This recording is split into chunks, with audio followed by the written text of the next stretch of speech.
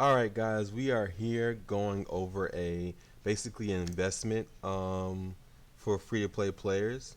I didn't think I had to go over this, do this video for this kind of thing, but people, because I feel like it would have been too late. People have already used their SD medals, but I didn't think about how new players are actually getting like fresh SD medals. You'll get like if you are a new player towards G, you'll get almost like 4 SD medals off gate.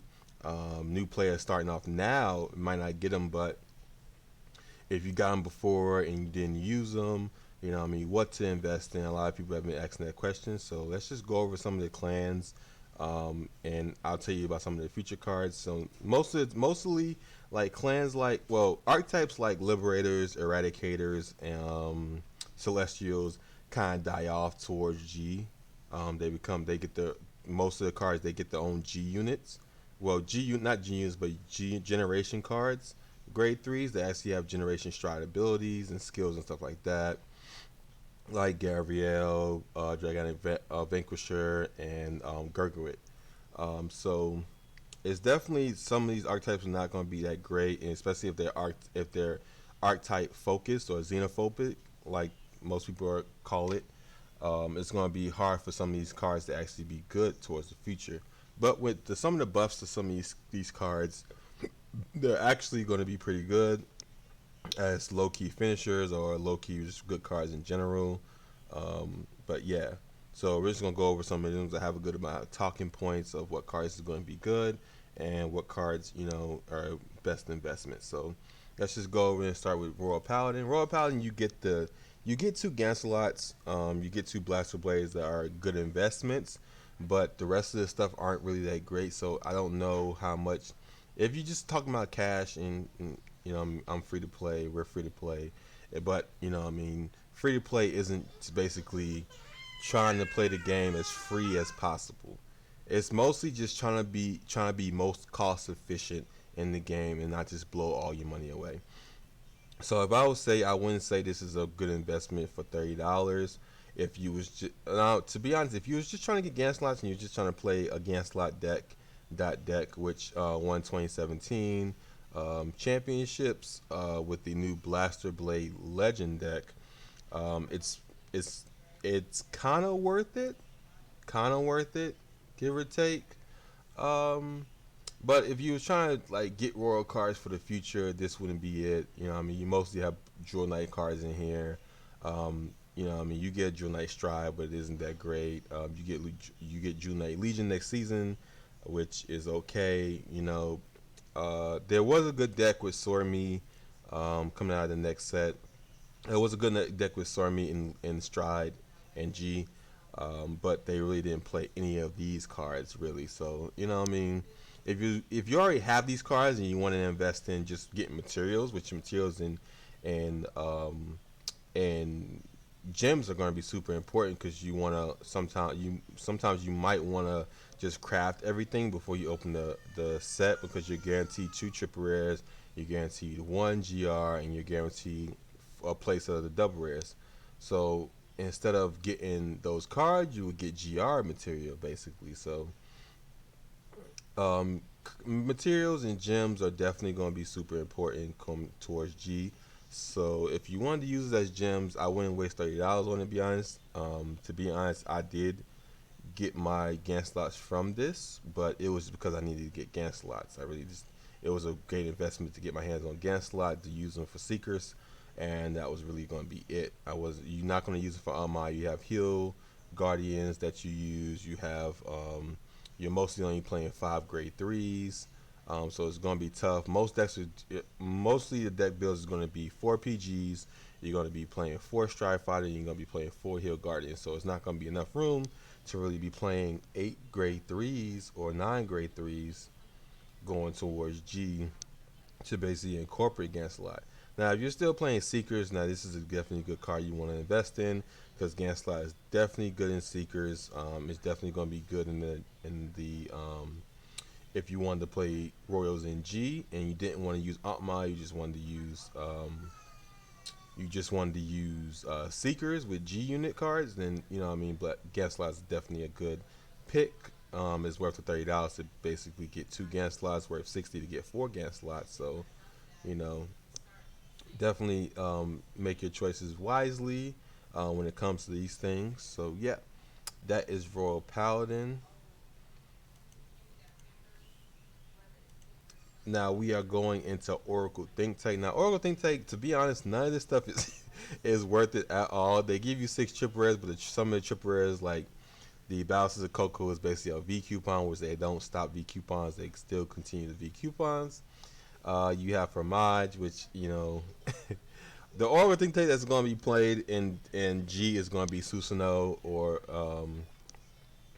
not really Battle Sisters. You do use Silent Tom, but Silent Tom is a V coupon. So right off the gate, this is not a good investment when it comes to your G coins. If you wanted to play Oracle Think Tank, you know what I mean, you're not going to need any of these cards for Susanoo because it's really Battle Sister focus. So, you know what I mean, let's go towards another one. This was super easy because this was just terrible. This is one of the really terrible ones. Now, Revengers. Revengers is actually a different story. Now, even though Avengers are like top tier now, and it was top tier before, um, Imani.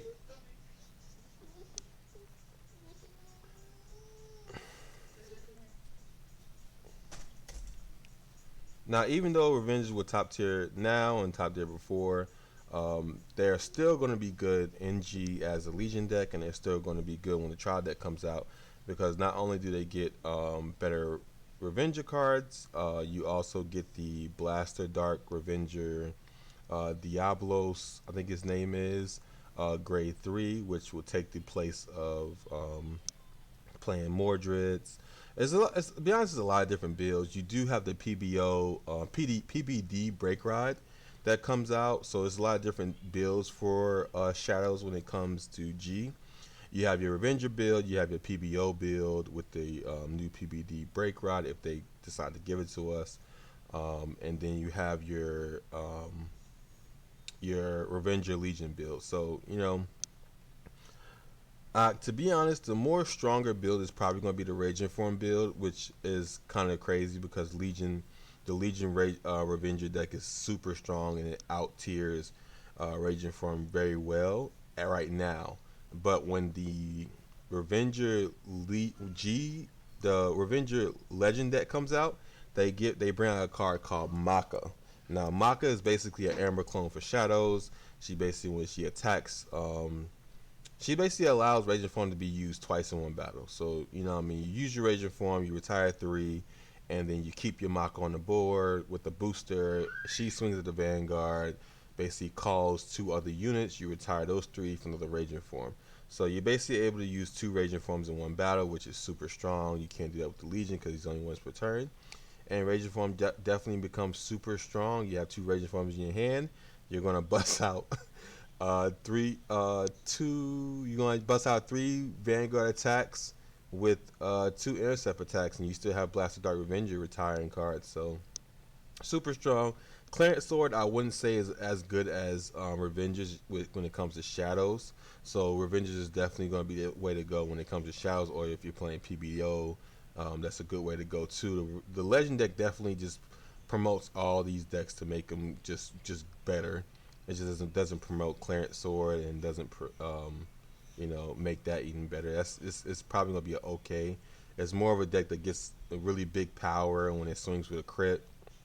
So when it comes to Zero, that isn't going to be that great. Even with the Heal Guardians needing to hit a certain power requirement, you still gotta have PGs, you still gotta have stuff hitting and not hitting and stuff like that. So we don't decide when our PGs proc. We don't decide when our Heal Guardians procs. So, you know, it's not going to be too great. Which is going to be it's going to be something new, which people are still going to play the new stuff. So this deck right here is definitely a A1 plus when it comes to investments. You get basically all the basic Revenger cards. You get 2 Blaster Dart Revengers. You get 2 Raging Form. You get the 2 Break Rod if you wanted to play the Legion Revengers now.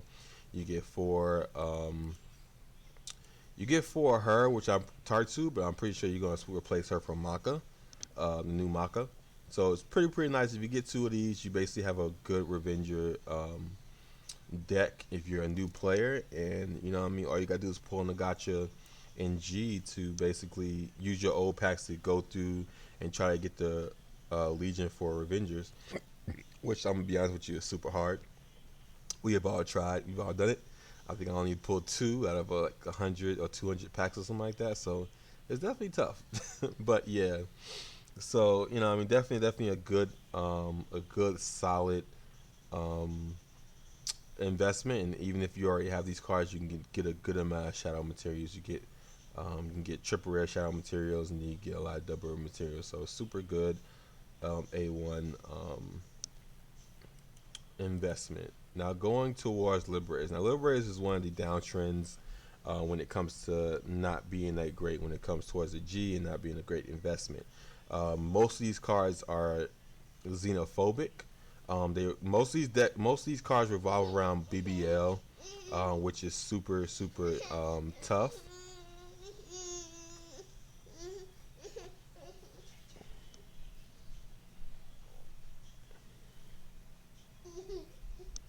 Which is super tough. So I mean, BBL is super xenophobic. He only works with Liberator Vanguard, and going towards G, you're gonna get a good amount of Garmor Liberated cards coming out. Not too close to now. Probably around Series 2 of G, which is going to be far away. Now, Ganslot is definitely a good pull, but I mean, if you did miss the him being a rank reward, he will be a V coupon towards the future. So to be honest, this is not a good investment at all. You can get Xenophs from the V coupon when it comes time. This Garmor is going to be used even with his buff because there are going to be two new Garmors with Garmor Strides coming out towards like second series of G or whatever. And I mean, maybe you get BBL, but BBL is also is going to be a V coupon, so you can grind your V coupons. You're still going to be getting those. We're still giving V coupons, so you can still use those. So most of the stuff, if you want to get materials, is a good way to get materials. I mean, as always, if you want to use your V on your coin on this is still good to get materials, but none of these cards are going to be used. Liberator is not going to be a thing. It's going to be going towards Gurgurit, and Gurgurit is more of a nice defensive deck with good cards. You have the Amber clone for Gold Platinum. It basically looks at the top three cards. When he's boosted and he attacks, he doesn't have to hit to basically call in the unit. So good multi-attack combos coming. I mean, Gurgurit has a nice stride, and then I mean, there's a fusion build of Gurgurit with Ezel, and like I said, you have Heal Guardians too. So it's going to be really tough to try to um, play 8 or 9 grade threes, which isn't going to be bad because maybe you don't want to play the crits, so your skills can hit. But I don't think any of the Gold Paladin cards need to hit to use their skill. So maybe you play the crits, maybe you don't. Maybe you play Ezel Scissors with Gurgurit, which I heard it was a very popular deck when I was playing around with Ezel. I built it before and it was okay. You still probably wanted to still build Ezel pure because Ezel gets his own stride, and you have Gurgurit, which comes out and he's super fun, he's super new, and I mean, he's not a Liberator, so BBL doesn't really help. It's not like you can play BBS, Blaster Blade Seeker, Blaster Blade Spirit, or Blaster Blade in any deck and still be able to retire cards and just versatile in that way. BBL is definitely not versatile. He is xenophobic as a mug and super hard to, splash in any decks. But Zenith is definitely going to be the guy with his buff. He's going to be super strong to play, but he's easy to get when it comes to V coupons. So this is not a good build. Not good at all. Celestials are actually another one of those xenophobic clans that aren't going to be that great. You're going into Gabrielle, which has a Gabrielle Amber clone that basically has a really good skill. Look at the top two cards of your deck, take one card, call it, and put the other one into your damage. So it's super strong. And you're gonna be mostly using Gabrielle's or no CL cards, stuff like that. Not really using Celestial cards. So this is not really a good investment unless you want to get material, like I said before. So that one's super easy. Yeah, so OCLs is more of the investment. If you wanted to get those out of the V coupons, go ahead and get those. The grade 2 NoCLs is definitely going to be good, and there will be a grade 3 NoCL that is pretty nice also. Now going towards Genesis, this is mostly a regalia deck, but you do have your witches, you do have your witches are frogs, and your witches are ravens that basically call from the soul. Um, Going towards like Fenrir, Fenrir. These are going to be probably pretty good cards to pick up, but if you're satisfied with paying $30 or using your coin to get ravens or to get the frogs, is then go right ahead. It's good for you, but if in my mindset with not having at least 4 triple rares to actually get some kind of value out of this, I don't think this is a very good get thing to get towards future investments. Regalia does get like stride units, but they're overshadowed by Fenrir, which is super popular when it comes to Genesis. So definitely one of those decks to you don't really want to get to. Kaguro is actually a disappointing to me. If I made this video earlier before G came out, I would have thought that this was actually a good get, but it's not. I actually got this, and it was extremely terrible to get. I basically used none of the cards in G when I was building the cross. It's actually you actually just use none of these cards. I actually use it mostly as materials or now, the one thing that are good, you do get 2 Benicassi and you get 3 striking. So those are cards you're going to be using in G. If you played in Blade Master or you play in Cross, you do get PGs, which is okay. But, only worrying about the double rares, this really isn't. If you're a Kaguro main, you're going to want to get this because these are super important grade 2 units that you're probably going to be using for a little while when it comes to Overlord, but when it comes to Blade Master, he gets his own cards that actually, Blade Master phobic, basically want to say. Now, that's the one thing I did want to say about the G cards. The G cards, their support is for them basically, like the Strike Fighters, all that good stuff. They basically say the card's name in the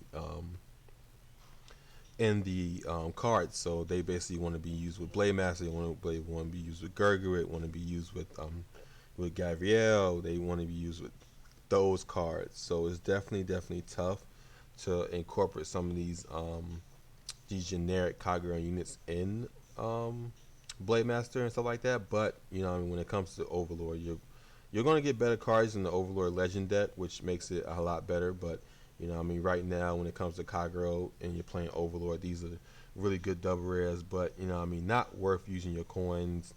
You get Dauntless Reverse, Dauntless, and then Novell. Novell, I thought would be really good all the way towards a very long time in Kaguro, but it's definitely super not.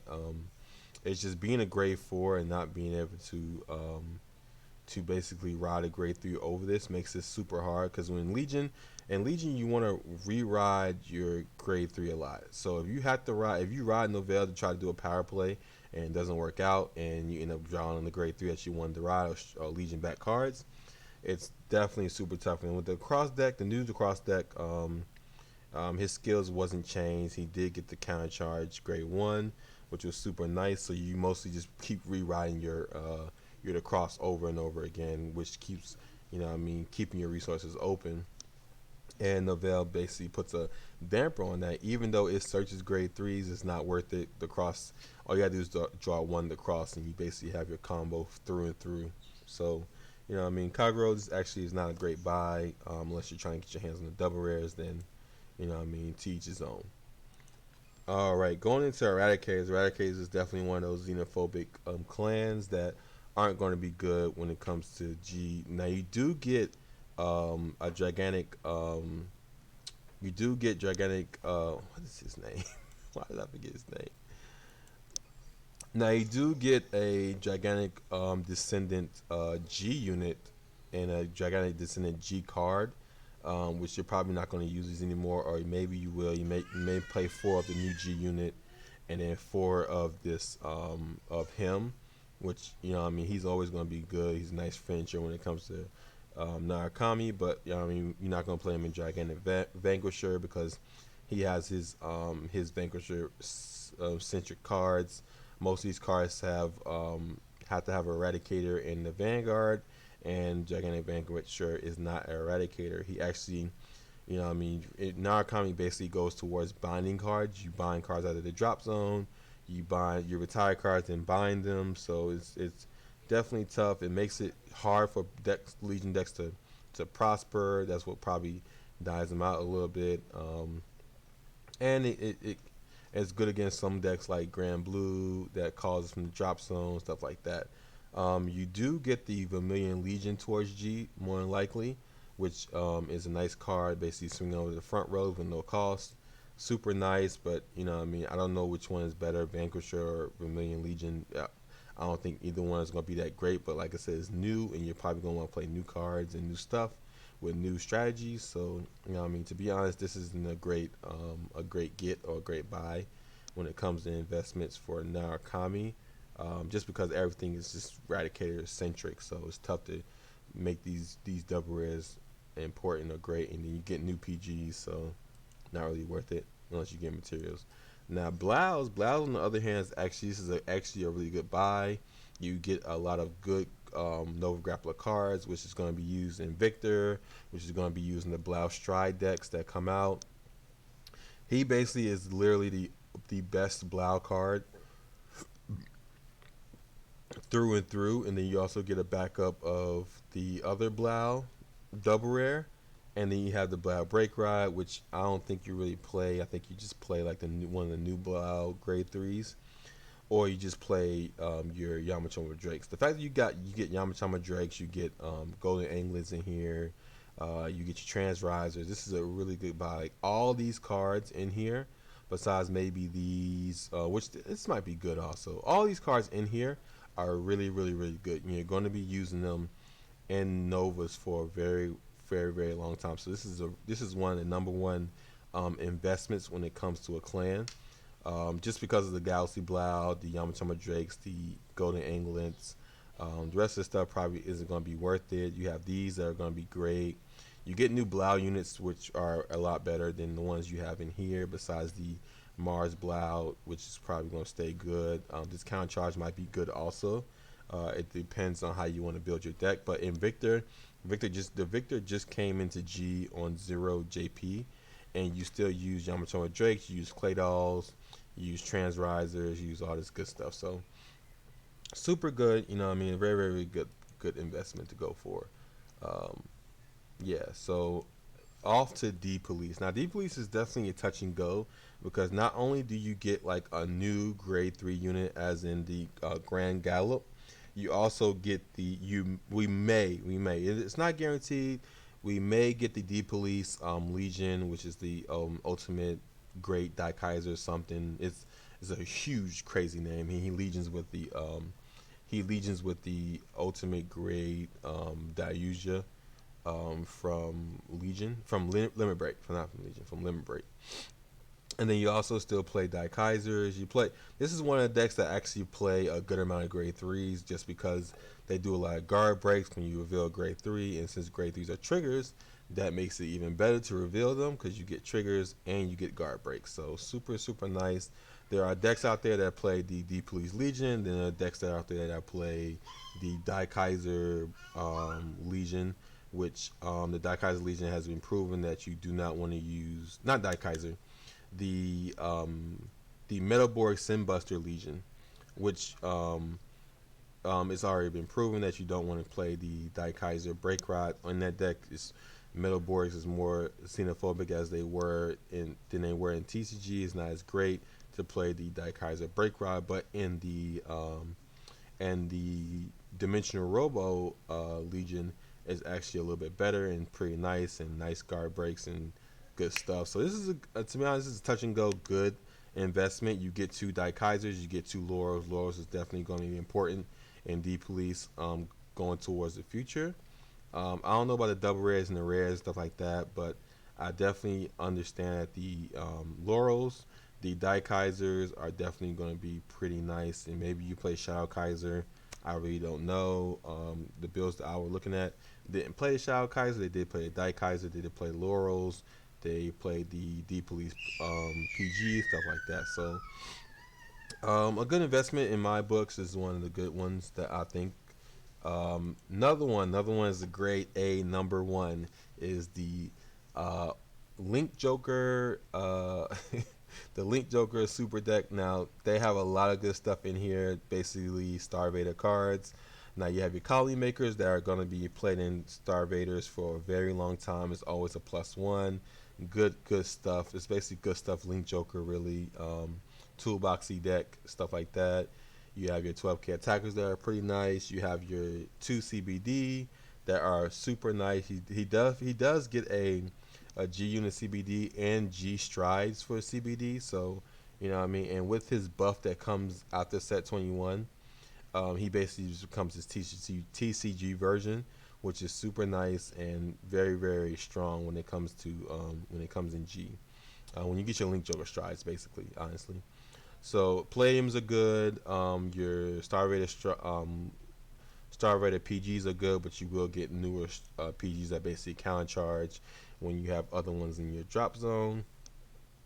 So yeah, this is definitely a good buy. You get good triple rares. I don't think you're gonna be playing the Infinite Zero Break Rod in that deck. So I think you play like 4 CBD and then a CBD clone, basically as a 4 of also, or you're playing the crits and the heals and stuff like that. So you know what I mean. I don't know. It depends. This is definitely a really good buy when it comes to Link Joker. So you know what I mean. Check it out definitely. All right, going into DI now. DI is really touchy because Ragey fans are, you know what I mean, Ragey is super important to them. So when it comes to Ragey, you know what I mean, you get 2 Ragey, you get 2 Chariot, you get some of these, but this is just a rare, the Emerald Master. This is an okay buy if you wanted to get your hands on Ragey and Chariots. I don't see um, you know what I mean, it being played, any of these cards being played besides Emerald Master and the Vampire decks that come out when it comes to Dark Irregular. You might want to, like I said, Ragey has really good fans, and they don't have no problem taking DI strides and putting it into Ragey and making it a Ragey deck. So, and especially when we get the Limit Break Enablers. Hopefully we get limit break enablers sometime next set 3 of G or set 2 of G. They might give us those like a special collection or whatever, and it might help, you know what I mean, most limit break decks get back popping. And since now he is a limit break card, you know what I mean, it will definitely help him get back to his good tier 1 status of damage denying and stuff like that. So definitely a good nice buy when it comes to DI, just depending on what kind of DI deck you're playing. All right, and this is gonna be super easy. Pale Moon, nothing at all is worth buying out of this thing. I use my ability to get the Jimmy Fortress so I can make a better deck profile content for my for you guys, but this is not worth it. Nothing in here is worth it. If you want to get materials, then get it. If you already have this stuff, but the only good card in here is Purple Trapezes, which is a V coupon. This is trash. This is okay. Everything else is just not it at all. So super easy for Pale Moon. They get better cards. Everything just gets better. They get a whole different archetype. Now Bermuda Triangle, I really don't know too much information about, but I know duos is a thing in G. But you know what I mean. So when it comes to duo cards, I think this is really good. You get this is like a basic duo card, and it basically allows you to search PGs. So and then you have your duo PGs. So this is actually a hot buy, a good buy if you want to play Bermuda Triangle. I don't really focus on Bermuda Triangle. I've never really played Bermuda Triangle, but you know what I mean. When it comes to all these duo cards, it looks like it would be a good buy when it comes to triple rares and stuff like that. Which all the triple rares that you get are duo cards and are prevalent. You get Mirror, White and Black Dress, and then you get the duo Temptation or whatever. So super good, in my opinion. Now Aquaforce is definitely another one that's touchy. Now you're not going to use the Maelstrom Reverse um, card, but you may use Glory. Glory is a really good finisher when it comes to Aquaforce.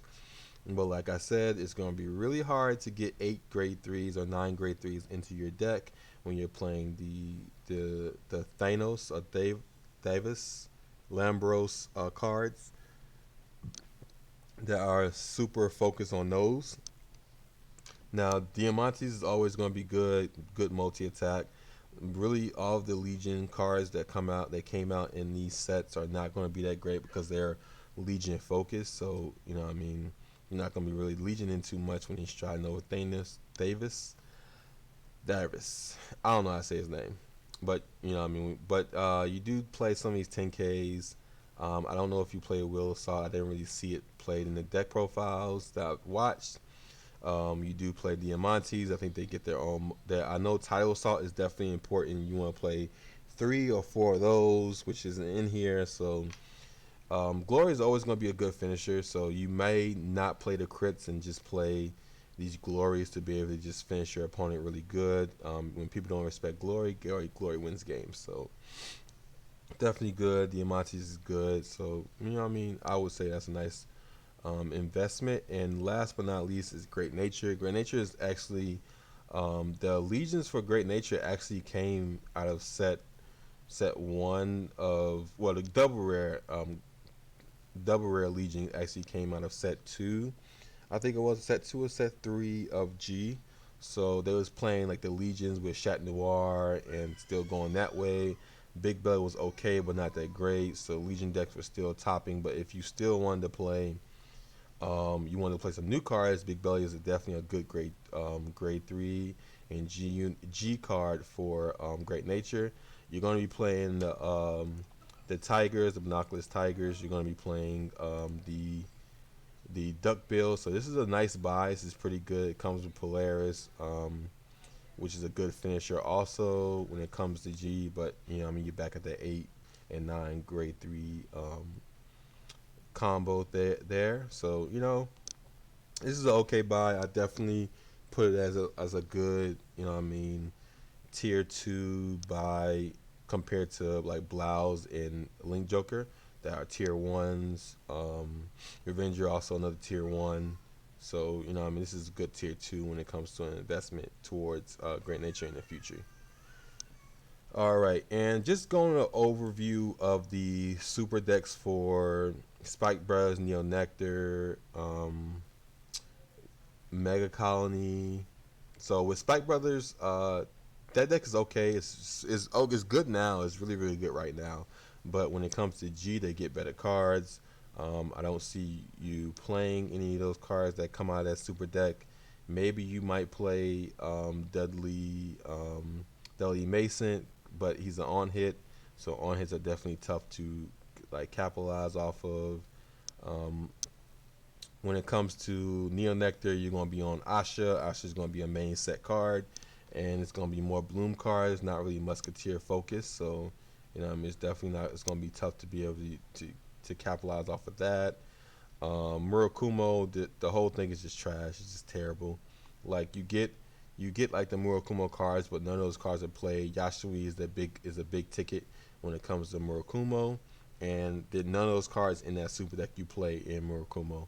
None of the old cards, none of the old cards you play. Now you do get the Magusto Storm Legion, which if you wanted to get it for the Magusto Storm, I guess that would be okay. But you know, what I mean, I don't see it worth it to try just to get Magusto Storm, which is a strong. It's going to be a really strong Legion if it comes out. I'm pretty sure Murakumo is going to stay a clan event because even though it has a Legion and a Stride that comes out, there's not many cards that come out for it until like Series 3 of Murakumo's. I mean Series 3 of G, when you get more Yashui cards, and you know what I mean, Yashui, he's player that plays Murakumo actually becomes like one of those main characters. One of those, it's basically like the Trinity Dragons of that series, basically. Going into Mega Colony, like they did push some of the Mega Colony Legions towards the forefront of Legion and took them out of G. So you know what I mean, Mega Colony does get the Mutant Bug grade 3 unit, gets some nice strides. I don't see you playing because most of those cards are machining focused.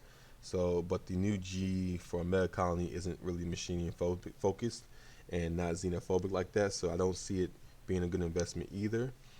Grand Blue actually gets a whole new vamp, so none of those cards in Grand Blue are actually worth getting.